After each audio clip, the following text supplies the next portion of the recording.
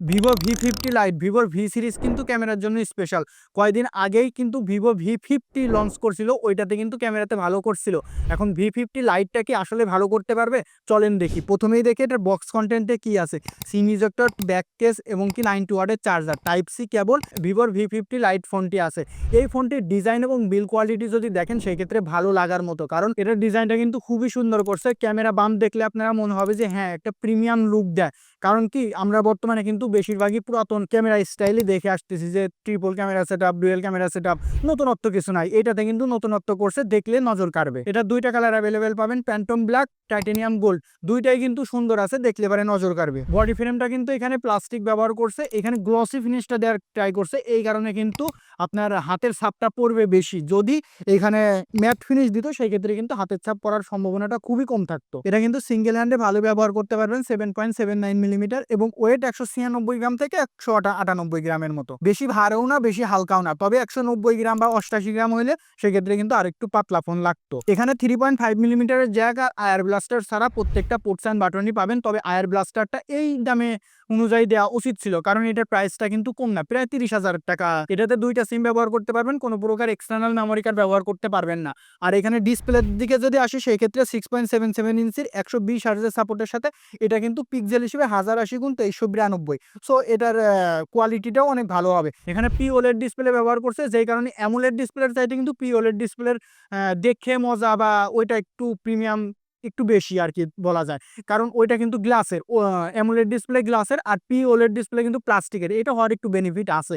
এখানে ব্রাইটনেসটা বেশি পাওয়া যায়, কালার, শার্পনেস, ক্লিয়ারিটি এটাও একটু বেশি পাওয়া যায়। আর একটা দিকে কিন্তু পিওলেড ডিসপ্লেতে আগায় থাকে, এটার প্রাইসটা একটু কম পড়ে। এখানে 1800 নিটস পর্যন্ত পিক ব্রাইটনেস পাচ্ছেন, যেটা আউটডোরে কোনো প্রকার সমস্যা হবে না, ডিরেক্ট সানলাইটেও কোনো সমস্যা হবে না। আর এটাতে PGC 5 star drop resistance military grade সার্টিফিকেশনও আছে। সো এটা আপনাদের হাত থেকে পড়ে গেলে বা কোনো প্রকার কিন্তু সমস্যা হবে না, রাস্তায় পড়ে গেলেও কিন্তু কোনো প্রকার সমস্যা হবে না।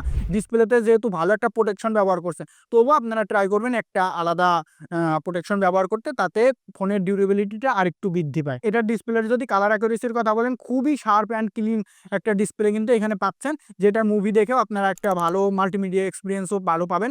সো বলা যায় যে এটার কালার একটু ভাইব্রেন্ট করে প্রেজেন্ট করে, তো একটু ব্রাইট কালার দেয়, এই কারণে দেখতে কিন্তু খুবই সুন্দর লাগে। আর এখানে আইপি রেটিং 65 এর সাপোর্ট দিয়েছে। বর্তমান যুগে আইপি রেটিং 65 কিন্তু একদম রেয়ার হয়ে যাচ্ছে, কারণ 67, 7 তো বাদ দিলাম, 8, 9 তো রেগুলার।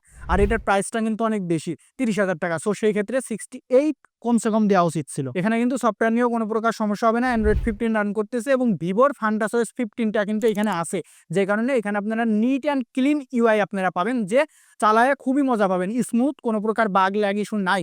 কারণ স্মার্টফোনে কিন্তু ভিভোর ওএসটা কিন্তু খুবই ভালো, অপটিমাইজ বলা যায়। আপনারা 6-7টা অ্যাপস নিয়েও রেগুলার কাজ করতে পারবেন, ল্যাগের দেখা খুবই কম পাবেন। তবে এখানে প্রসেসরটা একটু খারাপ করছে, এই কারণে একটু সমস্যা হবে যে পারফরমেন্সটা একটু ড্রপ করবে, শুধুমাত্র ওই প্রসেসরের কারণে। তাছাড়া প্রত্যেকটা সাইডই মোটামুটি ভালোই বলা যায়। এখানে 50 মেগাপিক্সেলের মেন ক্যামেরা ব্যবহার করছে, যেখানে সনির IMX882 সেন্সরটা রয়েছে।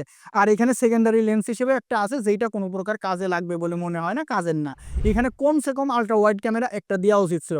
আচ্ছা, মনে করেন আলট্রা ওয়াইড দিল না, সেক্ষেত্রেও কিন্তু একটা অপটিক্যাল জুম যদি দিত সেক্ষেত্রে অনেক বেশি ভালো হইতো। যদি ছবির কোয়ালিটি আসেন সেক্ষেত্রে ভালো বললেও ক্যামেরাকে ভালো বলা যাচ্ছে না, কারণ এখানে ক্যামেরাতে আর একটু ঘাটতি আছে। এমনি যদি নর্মাল ছবি তোলেন সেক্ষেত্রে ঠিকঠাক বলা যায়, কিন্তু একটু অ্যাডভান্স লেভেলের যদি দেখেন সেক্ষেত্রে ঠিকঠাক বলা যায় না, কারণ 30,000 টাকার একটা প্রাইস রেঞ্জের ফোন থেকে আপনারা বেশি কিছু আশা করতেছেন না, শুধু একটা নর্মাল ক্যামেরাই পাচ্ছেন, যেটার সনি সেন্সর আছে। তাই কি হয়েছে, ভিভো ভি সিরিজ থেকে একটু বেশি প্রত্যাশা করা যায়। এটার প্রাইস বেশি হওয়ার কারণে কিন্তু এই কথাটা আমার বলতে হলো। যদি এটার প্রাইস 22, 23, 24,000 টাকা থাকতো, তাইলে কিন্তু এরকম কোনো কিছু বলতে হইতো না। আপনারা ছবিগুলো দেখলেই বুঝতে পারবেন, এখানে ডিটেলসও খুবই ভালো আছে, ডাইনামিক রেঞ্জ, এক্সপোজার ব্যালেন্সও খুবই ভালো আছে। পোর্ট্রেটের ক্ষেত্রেও ভালোই এজ ডিটেকশন করে, তবে হালকা ছেড়ে ছেড়ে দেওয়ার সম্ভাবনাটা আছে। ক্যামেরাতে যতটা প্রত্যাশা ছিল ততটা কিন্তু না, হতাশ হইতে হবে। এখানে ভিডিওর ক্ষেত্রে আবারও হতাশ হইতে হবে। 1080p 30 fps পর্যন্ত আপনারা ম্যাক্স পাবেন, এখানে 60 fps কমসে কম দেওয়া উচিত ছিল।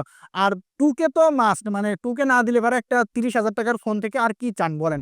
60 এফপিএসও পাচ্ছেন না 1080p-তে, 30 এফপিএস নিয়ে সন্তুষ্ট থাকতে হচ্ছে, যেখানে স্টেবিলাইজেশনটাও খুবই কম আছে, বেশি নাই। আর এখানে সেলফিতে 32 মেগাপিক্সেলের একটি ক্যামেরা ব্যবহার করছে, যেটার ছবির কোয়ালিটি মোটামুটি ভালোই বলা যায়। আমি বললাম প্রসেসর একটু দুর্বল আছে, আসলেই দুর্বল আছে। এখানে স্ন্যাপড্রাগনের 685 প্রসেসর ব্যবহার করছে, যেটা 6 ন্যানোমিটারের উপর বিল্ড করা। এটা কিন্তু আন্তর্জাতিক স্কোরে যদি আপনি দেখেন সেই ক্ষেত্রে 3,80,85 মতো পাবেন। আর সিঙ্গেল কোরের পারফরমেন্স এবং মাল্টি কোরের পারফরমেন্সটা আমি ডিসপ্লেতে দিয়ে দিচ্ছি, এটাও কিন্তু বেশি একটা ভালো না। গেমিং সাইড তো একদমই বলা যাচ্ছে যে না, চলবে না। ক্যামেরাতে কিন্তু আরেকটু ভালো পাওয়া যেত যদি প্রসেসরটা ভালো হতো, সেই ক্ষেত্রে কিন্তু ক্যামেরার পারফরমেন্সটা আরেকটু ভালো পাওয়া যেত। যেহেতু প্রসেসরটা দুর্বল, সেহেতু ক্যামেরাতে পারফরমেন্সটাও দুর্বল হয়ে যাচ্ছে, ভিডিওর ক্ষেত্রেও কিন্তু দুর্বল হয়ে যাচ্ছে। সো গেমিং সাইড যদি বিবেচনা করেন, টুকটাক গেম প্লে করতে পারবেন, 2D গেমগুলাই বেশি খেলতে পারবেন। ওই 3D গেম যে পাবজি, আশপাল 9 অথবা কল অফ ডিউটি, এইগুলার দিকে যাওয়ার কোনো দরকারই নাই। এটা ব্যাটারির দিকে একটু ভালো আছে, তাছাড়া যদি ওভারঅল পারফরমেন্স দেখেন, এটা কিন্তু অতটাও ভালো না। এখানে ব্যাটারিতে 6500 mAh এর ব্যাটারি ব্যবহার করছে, যেটা মোটামুটি ভালোই বলা যাচ্ছে, খারাপ না। আপনারা 2 দিন মতো একদম সাপোর্ট পাই যাবেন, 1.5 থেকে 2 দিন। আর যদি রেগুলার ইউজ করেন, টানা ইউজ করেন, 9 ঘন্টার সাপোর্ট পাচ্ছেন। সো ব্যাটারির দিক থেকে এটা ভালো আছে। শুধুমাত্র একটা ব্যাটারির দিক বিবেচনা করে একটা ফোন কেনা আমার মতে যুক্তিসঙ্গত না। এখানে 8 জিবি র্যাম, 256 জিবি স্টোরেজ পাচ্ছেন, এমনকি 8 জিবি 128 জিবি স্টোরেজটাও আছে। সো যেটা 128 জিবি স্টোরেজ ওইটা 30,000 টাকা, আর যেটা 256 জিবি স্টোরেজ সেটা কিন্তু 32,000 টাকা, 32,999 টাকা। আর র্যাম টাইপ LPDDR4X এবং স্টোরেজ টাইপ UFS 2.2। এটা 20,000 টাকার ফোনেও কিন্তু বর্তমানে এগুলো পাওয়া যায়।